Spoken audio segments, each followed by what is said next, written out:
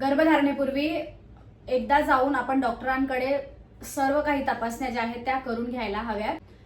त्यामध्ये BP, rubella, haemoglobin, thyroid आणि sugar यांसारख्या महत्त्वाच्या ज्या तपासण्या असतात त्या आपण सगळ्यात आधी करून घ्यायला हव्यात। नंबर 2, फॉलिक ऍसिड आणि पोषक आहार। तर यामध्ये आपल्याला गर्भधारणेपूर्वी म्हणजे प्रेग्नन्सी राहायच्या आधी 3 महिन्याआधीच आपल्याला फॉलिक ऍसिड जे आहे ते डॉक्टर रेकमेंड करतात, आपण सुद्धा ते घ्यायला हवे।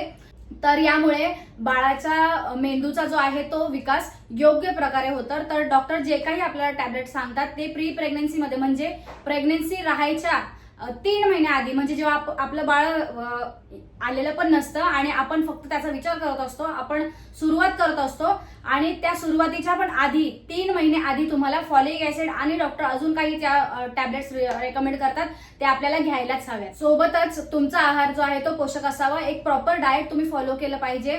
त्याच्यामध्ये तुम्ही ड्रायफ्रुट्स, हिरव्या भाजीपाला आणि फळे, प्रथिने युक्त म्हणजे तुम्ही एक छान डाएट जे आहे ते फॉलो केलं पाहिजे।